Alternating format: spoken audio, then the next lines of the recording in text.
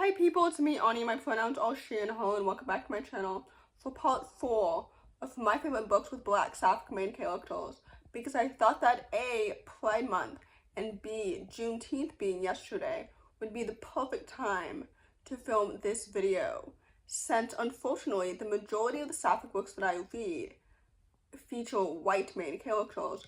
I think it's really important to highlight books written by or all about Black Sapphic main characters, especially with the history of Black queerness at the forefront when it comes to queer history and queer icons like Martha P.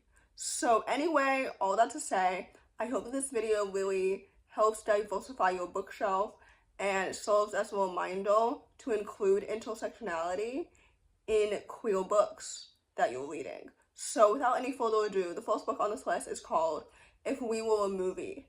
This book is a YA contemporary following a Black Sapphic main character who must deal with her new job and her academic rival at this new job, and she works at a movie theater, which I think is so cool and so well done.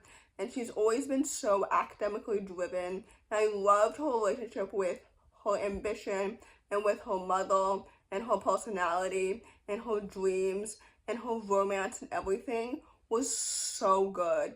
And the romance is so cute and so adorable. I also loved the setting of their job and their co-workers and everything. Like, this book is so good. I love the characters so much. This book is excellent, and it's so sweet and it's so wholesome, and it's definitely one of my favorite rom-coms, and I don't really say that often, to be honest. So anyway, with that said, this book is so rich and it's so stunning. So with that said, I would definitely highly recommend it. The next book on this list is called Until the Clock Strikes Midnight.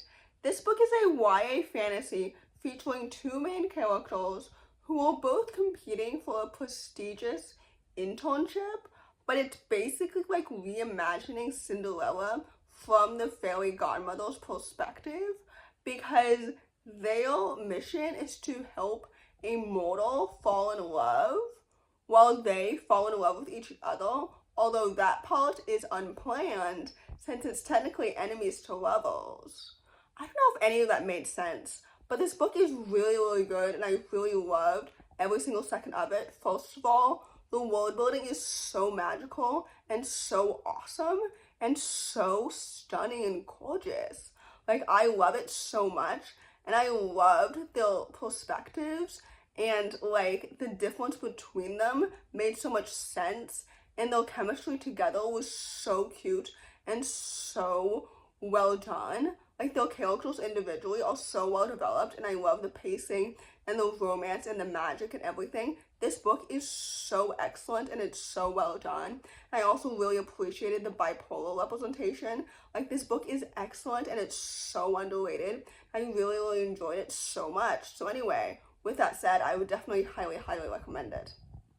The next book on this list is called This Ravenous Fate.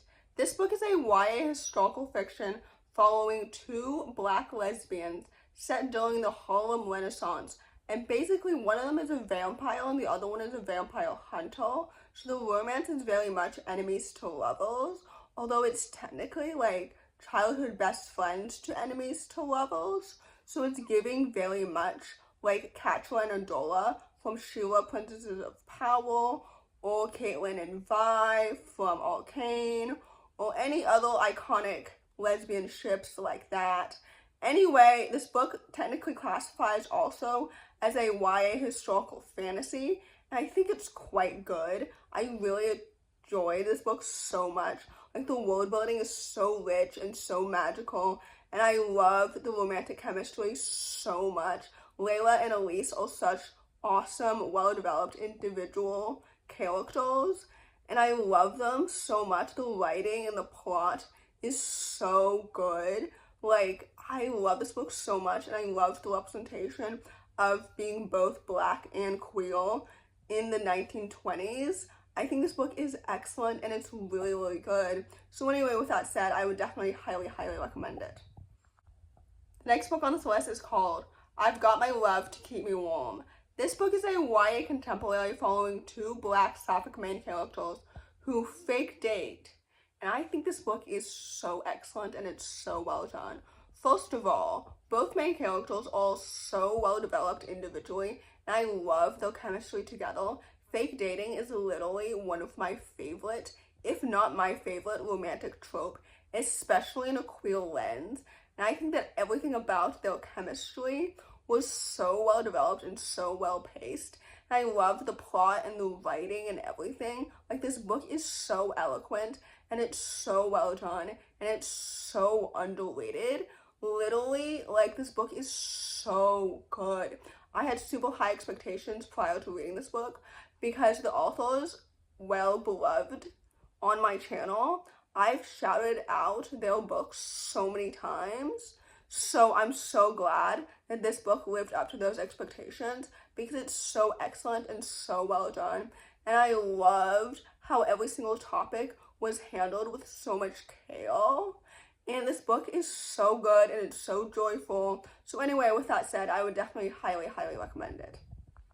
The next book on this list is called In Between Days. This book is a YA contemporary following a Black lesbian main character who starts an unlikely friendship with her deceased dad's boyfriend, which I thought was such an interesting concept, and it was so well done. I recently talked about this book in my last video, so I apologize if my review was redundant, but I think this book is so excellent and it's so lyrical. First of all, I loved the family dynamics so much. I loved, like, her emotions and her frustrations about, like, not knowing her dad when he was alive and not knowing about his queerness and how it could relate to her own queerness and her relationship with her sexuality and everything. Like, this book is so excellent, and I loved the Sapphic romance so much. And I also loved, like, her relationship with her mom and her brother and her friends and everything. Like, I love this book so much. I think it's excellent. I think it's beautiful. I think it's stunning. I think that this is truly Camryn's best. And I don't say that lightly because I've read almost all of her books, I think. Anyway, I think this book is so good and it's so excellent. So anyway, with that said, I would definitely highly, highly recommend it. Next book on this list is called Navigating With You. This book is a YA contemporary graphic novel following two Sapphic main characters who meet because they bond over the same manga, which I think is such a cute, sweet concept. And I think this book is so awesome and so well done. First of all, the illustrations are so stunning and so gorgeous. The two main characters are both so well developed and so distinct. And I love those stories individually as well as their chemistry together. Like, it's so well paced and it's so adorable. And I'm literally so excited to read the sequel, which I think comes out in October of this year, if I'm not mistaken. But anyway, this book was so excellent and so well done. I loved the disability representation featured in the Black Sapphic main character. Like, this book is excellent and it's so well done and it's so rich and it's so stunning. I loved the writing and the pacing and the plot and the characters and the romance, and literally every single element was written and developed and paced so well. So anyway, with that said, I would definitely highly, highly recommend it. The next book on this list is called Charmed and Dangerous. This book is a YA fantasy romance following a young Black Sapphic main character who's investigating a love-based magical mishap at her high school, leading her to fake date her boss's daughter, which may seem as if those two things are not related. But anyway, this book was so good and so fantastic. First of all, I loved the magical world building so much. Historically, I don't really enjoy, like, romance-driven fantasies, but this book was so excellent and so well written because I loved both the world building and the romance and the characters. Like, this book is excellent. I love the plot and everything about it. The fantasy is definitely more so the B plot compared to the romance, which is the A plot. I don't know why I said that. That's clearly what a romance-driven fantasy is. But anyway, this book is so excellent and so well done. I really, really enjoyed it so much. Again, like I mentioned, typically, like, a lower stakes, cozy fantasy is not my vibe. but this book definitely exceeded my lower expectations and I really, really enjoyed it. So with that said, I would definitely highly, highly recommend it. The last book on this list, and definitely not the least, is called That Self-Same Metal. This book is a YA historical fantasy following a Black bisexual main character in Shakespearean London as she's navigating a Fae uprising and she has magic. I think this book is so excellent and it's so well done. First of all, I think this trilogy deserves the same hype as like Legendborn and other such Black fantasies because it's so good and it's so fantastic. First of all, I love the magic and the world building so much. I think it's so excellent and so rich and so stunning and so vivid. Second of all, the plot is so intriguing and so engaging. I love the characters so much. I love the queerness and the love triangle so much. Like, this book is excellent and it's so fantastic and I loved every single second of it. This trilogy is so good and it's so underrated and it deserves so much more hype.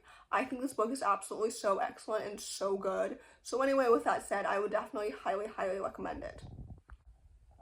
So in conclusion, happy Pride Month as always. I hope that my channel and my book recommendations serve as a safe space for the entire queer community because I just really want everybody to feel safe and heard and seen by all of my queer book recommendations, especially with the rampant misogyny and racism and like homophobia and transphobia that continues to occur everywhere, which is so sad and so disheartening. So anyway, with that said, I hope that you enjoyed this video, and if you did, please don't hesitate to give it a big thumbs up. Comment down below the mango emoji if you made it all the way to the end of the video. Thanks for watching. Subscribe to my channel if you're new, and I'll see you in my next video. Bye!